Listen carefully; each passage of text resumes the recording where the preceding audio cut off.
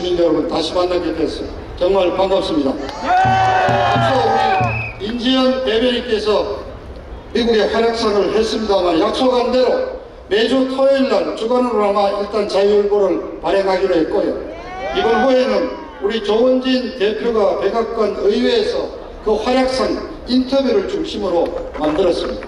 저 뒤쪽에 100만인 서명운동 하는 데 가면 무료로 배포하고 있습니다. 받아도 가시고, 또 여러분들이 많이 도와주셔서 구독 신청이 전화가 아주 쇄도를 했습니다. 그런데 실제 솔직하게 말씀드리죠. 구독 신청한 분 지난주 100명밖에 안 됐습니다.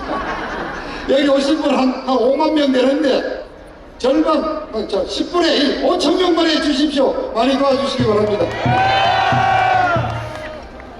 제가 오늘은 성조기를 들고 나왔습니다. 오늘 미국 얘기를 좀 하려고요. 제가 지난주 집회를 마치고 행진을 하고 시청 근방에 있는 어느 순대집에서 저녁을 먹었습니다. 그리고 나오는데 근데 두 분이 저를 좀 인사를 하더라고요. 어디서 오셨냐니까 서울역 집회 마치고 광화문 집회하고 밥을 먹으러 왔는데 저를 봤다고. 어디서 오셨냐니까 저 부여에서 오셨대요. 아마 여기도 오셨을 건데요. 두 분이 오셨는데 저보고 연설을 잘 듣고 있는데 박 의원님 뭐 좀 희망적인 얘기가 없습니까? 아마 솔직한 얘기, 매일 토요일 여러분들 나오시면서도 정말 태극기를 들고 외치고 무죄 석방을 외치는데도 뭐 이루어지는 일은 없고 솔직한 얘기로 좀 힘이 빠지실 거 아닙니까? 똑같은 심정이죠. 그래서 저는 오늘 좀 희망적인 말씀을 드리려고, 제가 여러 차례 문재인 정권 이거 훅 한 방에 날아간다고 했는데 그게 제가 쉽게 하는 말이 아니라 사실에 바탕을 한 얘기라는 말씀을 좀 드리려고 합니다. 자, 우선 전제로 신문에 우리 언론에서 도저히 알 수 없는 사실 몇 가지 얘기하겠습니다.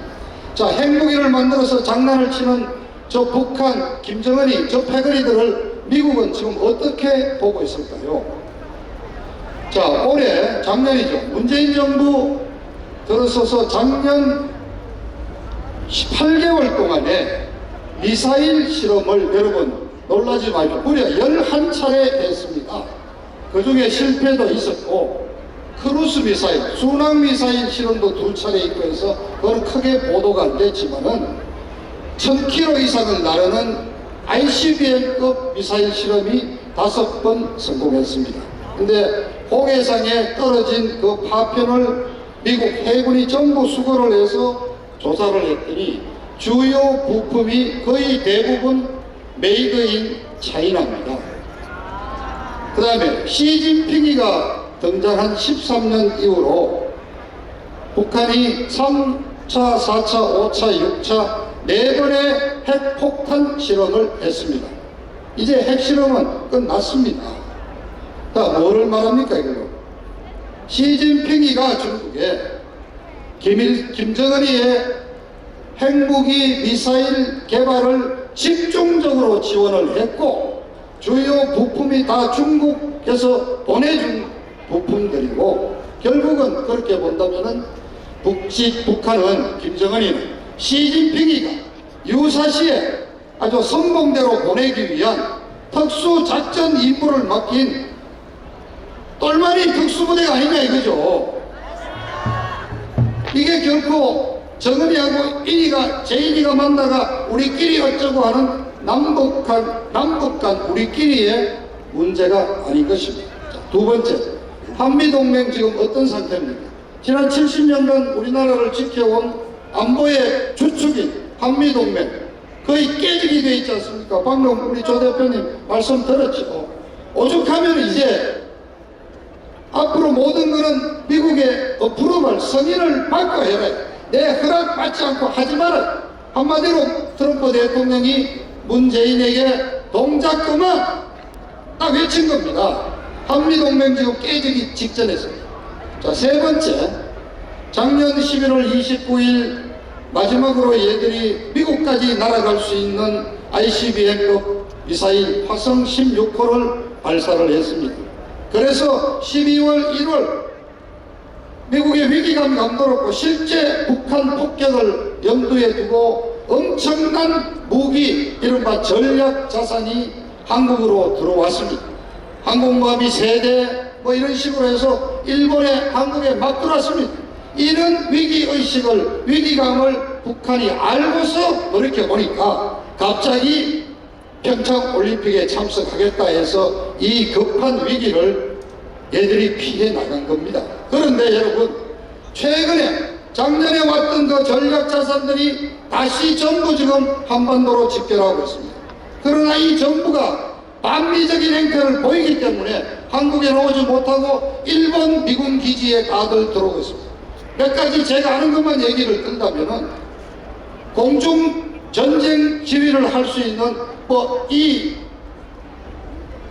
사비라는 공중 지휘기가 들어왔고, 공중 조기 경보기가 들어왔고, 또 세계 최강이라는 스텔스 기능을 장치한 F-22 랩터가 2개 편대가 일본 홋카이도 미군 기지에 지금 그 다음에 특수작전부대, 이른바 참수작전을 실시하고 정말 평양으로 쳐들어갈 수 있는 그런 특수작전 부대원이 800명에서 지금 1000명 정도가 일본에 대기하고 있다는 겁니다. 특수작전부대는 저도 요즘 공부 많이 했습니다. 12명이 단위부대래. 그러면은 거의 100개에 가까운 특수작전부대가 지금 일본에 대기하고 있습니다. 상당히 위험한 상황으로 바뀌었습니다. 요 세 가지를 먼저 말씀을 드리고, 자, 지금 보십시오. 미국은 중국과 전쟁을 벌이고 있습니다. 하나는 무역전쟁이고 하나는 동중국해, 남중국해에서 해상 운송로를 확보하기 위한 전쟁이 지금 벌어지고 있습니다. 단순히 5천억 달러에 달하는 무역 적자를 줄이기 위해서 무역 압력을 가하는 정도가 아니라 경제적인 압박으로 중국을 무릎 꿇리겠다고 지금 트럼프 대통령이 나서 있는 것입니다. 여러분 아시다시피 이미 중국이 미국에 수출하는 총 수출량이 5,600억 달러 정도가 되는데요. 거기 절반 정도가 되는 2,500달러어치의 중국산 미국 수출하는 제품에 대해서 10%의 추가 관세를 때렸습니다. 그런데 이게 중국이 말을 듣지 않는다면은 내년 1월자로는 전 나머지 2,500 제품에 대해서도 추가 관세 25%를 때리겠다고 이미 언명을 해놨습니다. 그리고 바로 다음 주일에 환율 조작국 지정하는 기간이 다음 주입니다. 아마 이번에 중국이 환율 조작국으로 지정이 되면은 중국 경제는 중국 우선 정권시장이 우선 내려앉고요. 중국에 대한 모든 세계 각국의 신규 투자가 IMF의 감시단의 허락을 받아야 되는 상황이 옵니다. 지금 중국 경제 내려앉기 지금 직전입니다. 그 여파가 한 2달 좀 나와 있어야 나온다니까. 전문가들은 빠르면은 11월쯤 되면은 중국이 이제 정권 시장이 흔들리고 위안화가 막 값이 위안화 가치가 떨어지고 달러 가치는 폭등하고 중국 경제가 심각한 상황에 빠질 거라고 해요. 자, 동진아해, 남중국해, 거기에는 과거 일본과 영주권을 벌이던 센가쿠 열도를 중심으로 일본과 지금 부딪히고 있죠. 그 밑에 파라셀 군도에서는 필리핀과 붙어 있죠. 그 밑에 이른바 남사군도에서는 베트남과 중국이 좀 부딪혀 있습니다. 우리는 지금 몰랐죠. 그 지금 동진아이 해에 미국 함정과 일본 함정, 중국 함정이 정말 막 첨예하게 지금 대립하고 있고, 그뿐만 아니라 영국 해군도 참여를 했고 호주 해군도 참여를 해서 영국과 호주 해군이 미국 태평양 함대 사령부에 배속이 돼서 미군 지휘를 받으면서 지금 아주 엄청난 긴장 상태가 벌어지고 있습니다. 한 열흘 전에는 미군 군함과 중국 군함이 40m까지 충돌 직전까지 갔던 상태가 있었습니다. 그래서 저는 제가 시간이 얼마 남지 않았다고 드리는 말씀입니다. 지금 트럼프가 벌이고 있는 이 중국과의 전쟁이 단순한 전쟁이 아니라 세계 넘버1이 세계 도전하는 세계 넘버2를 정말 무릎 꿇려가지고 완전히 죽여놓겠다는 아주 장중장기적인 전쟁이라는 말씀을 드리는 겁니다. 자, 이런 전쟁에서 중국이 무릎을 꿇는 사태가 오면은 그 불똥이 어디로 튑니까? 그래서 제가 첫 번째 말씀드렸죠. 북한 김정은이는 시진핑이가 준 핵무기 몇 개 가지고 불장난하는 앞에 선봉 바람잡이라고. 바로 김정은 체제가 변동이 올 거라고 저는 생각을 합니다. 그러면 김정은 체제가 무너지면은 그 다음에 따라가는 누구죠? 우리 문재인입니다. 문재인. 여기 북한에 올인하고 있습니다. 김정은 북한에 급변 사태가 오면은 어떻게 될까요?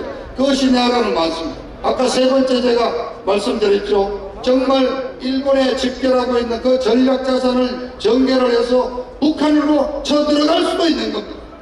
두 번째는 우리 인지연 대변인께서도 미리 말씀했지만은 사람을 바꾸는 레짐 체인지 또는 요즘 쉽게 아예 맨 체인지라 그래요. 김정은이 바꾸고 마음에 드는 중국 장군 하나 데려다 놓으면 되는 거 아니냐. 또는 북한 내부에서 김정은 리더십의 의문을 품고 위기를 느낀 북한 내부의 군부에서 어떤 변란이 일어나는 것. 몇 가지 시나리오가 이미 거론되고 있고, 많은 전문가들은 빠르면은 금년 연말이 가기 전에 중국과 미군 사이에 소규모 군사 충돌이 일어나면서 결판이 날 거다. 늦어도 내년 상반기에는 중국과 북한에서 어떤 급작한 어떤 정세 변화가 일어날 거라고 얘기는 합니다. 그래서 제가 말씀드립니다. 길지 않았습니다. 북한의 어떤 변동이 오면서 남한의 주석파 정권은 어떻게인가 정리가 됩니다. 어떻게 우리가 정리해야 될지, 어떻게 우리가 그걸 대비해야 될지, 그때 정권을 담당할 수 있는 박근혜 대통령을 모시고 정권을 담당할 수 있는 정말 제대로 된 보수 정권을 어떻게 만들 것인지, 이런 점에 관해서는 또 제가 다음번 연설에서 또 말씀드리려고 하고 오늘 이 정도로 준비했습니다. 멀지 않았습니다. 그래서 우리 더욱더 대흑기적 결심이 나오고 성조기를 흔들어야 하는 것입니다, 여러분.